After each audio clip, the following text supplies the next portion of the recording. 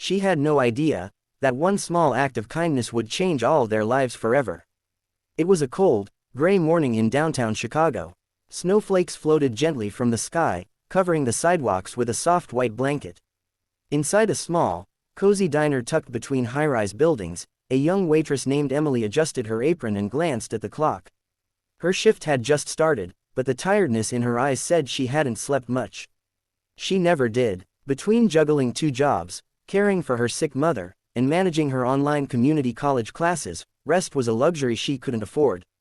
Yet, every morning, she greeted her customers with a warm smile, because that's who she was: kind, compassionate, and quietly strong. It was just another Tuesday morning, or so she thought. As the bell above the diner door jingled, Emily turned to see a man walk in with a little girl wrapped in a worn-out pink coat. The man looked about 40, with stubble on his face, sunken eyes, and the kind of weariness that life imprints on people who've seen too much too soon. The girl, maybe 6 or 7, clutched his hand tightly. Her eyes were curious but tired.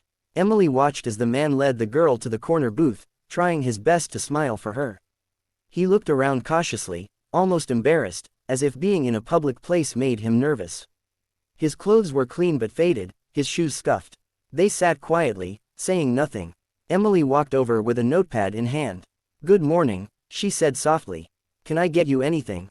The man looked up, startled, like someone pulled from deep thought. Just a coffee. Black. That's all." Emily glanced at the little girl.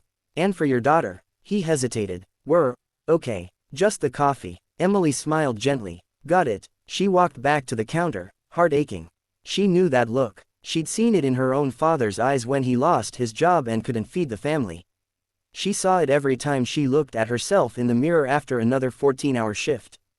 Quiet desperation. The man clearly hadn't eaten, and his daughter looked like she hadn't had a warm meal in days. Without telling the cook, Emily prepared a second cup of hot chocolate and a plate of pancakes with strawberries, her favorite when she was a child. She paid for it with her own tip money. When she returned to the table, she placed the coffee before the man and the pancakes and cocoa in front of the little girl. The man looked up, surprised. "I didn't order this." "I know," Emily said. "It's on the house. Kids can't start their day without something sweet. Trust me, it's diner rules." The little girl's face lit up. "Thank you," she whispered, eyes wide as she stared at the strawberries. The man blinked quickly. His voice was low. "That's very kind of you. You didn't have to." "I wanted to," Emily said with a soft smile, then walked away before he could say more. From the counter, she watched as the man helped his daughter pour syrup over the pancakes. He didn't touch the food, only sipped his coffee in silence, deep in thought. Emily saw him pull out an old phone, scroll through a few photos, and then put it away, as if the memories hurt too much. What Emily didn't know was that the man sitting at that booth wasn't just another struggling father. His name was Ethan Cole.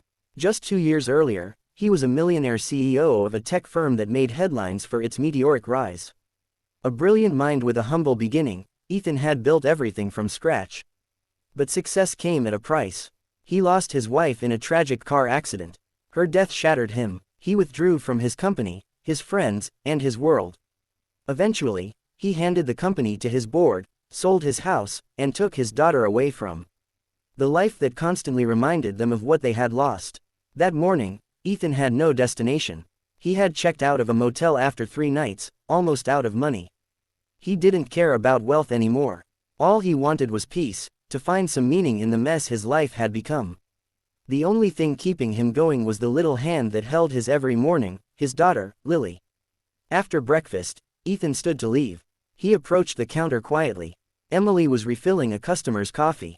"Excuse me," he said. "What's your name?" "Emily." "Emily," he repeated. "Thank you, for the food, for the kindness. It's been a long time since someone did something like that." She smiled. "Sometimes all it takes is a little kindness to get through the day." He nodded, hesitated, then left. Days passed. Emily forgot about the incident. She had a dozen other worries. Her mother had a health scare again, and bills were piling up.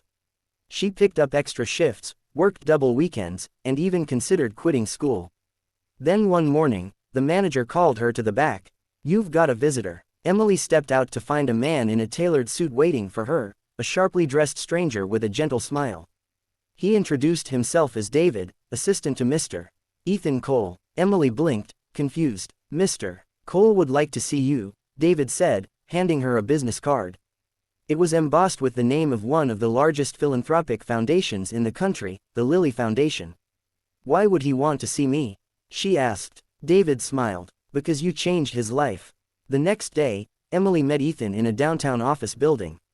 It wasn't a company anymore, it was a foundation.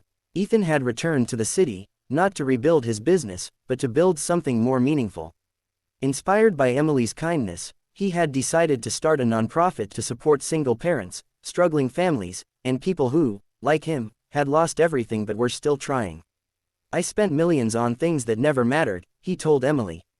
But you spent a few dollars to remind me of what really does. Emily was offered a position on the foundation team, a scholarship to finish her studies, and a chance to work directly with people in need, doing what she loved most, helping others. Years passed. Emily became one of the lead coordinators at the Lilly Foundation. She graduated college with honors, helped build shelters, funded food programs, and inspired thousands. She never asked for recognition. She still wore that same smile every morning, just like in the diner. Ethan, he found peace, and friendship, and slowly, healing. He never forgot the moment he sat in that booth, empty, broken, and was seen, not by someone powerful, but by someone kind.